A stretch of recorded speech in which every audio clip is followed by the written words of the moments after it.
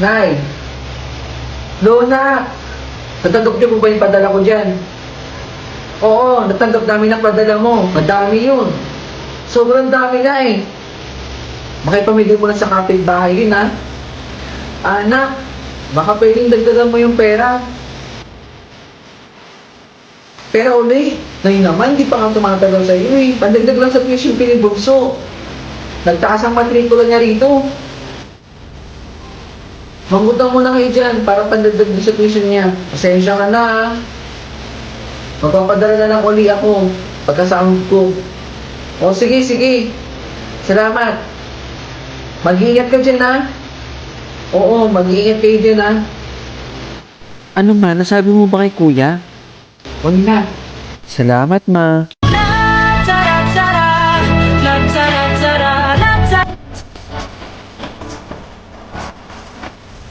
Kapagod.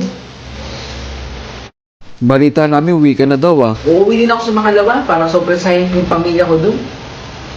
Mag-ingat kayo dito ha pag umuwi ako. Wala nang magluluto sa inyo ng pagkain. Sige na, maligo ka na.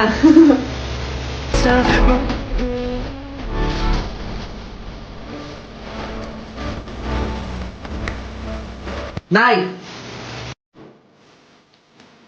Na? Ba't parang gulat na gulat ka? Bakit wala kang pasabi na uuwi ka?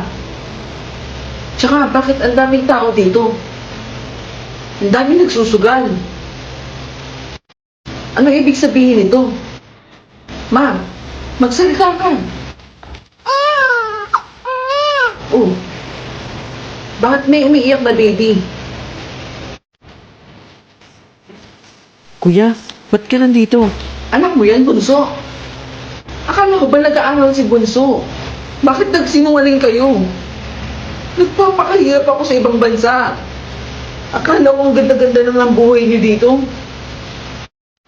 Nak, magpapaliwanag ako.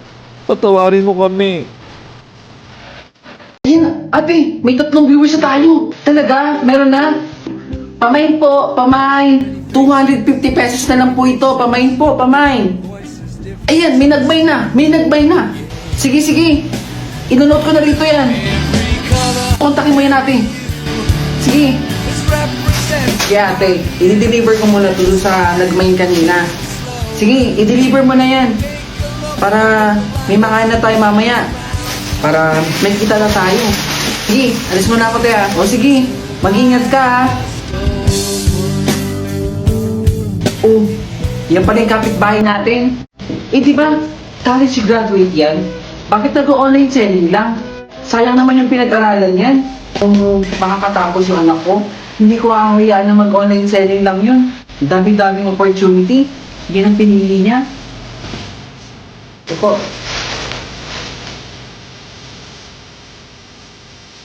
Salamat po ah. Ate, ito pala yung kinita natin kanina. Alam mo ate, tumahan ako kanina. Yung mga chismosa pinag-uusapan ako. Ano raw sabi? Sabi nila, college graduate ako, pero online seller lang. Naku kapatid, huwag mong pinakikinggan ng mga yun. Mga walang magawa sa buhay yun. Pero, hayaan mo yun ate. Pag lumaki naman yung shop natin, sila naman ang pagtatawanan ko eh. Yan, ganyan dapat. Wala namang imposible pag nangangarap ka eh.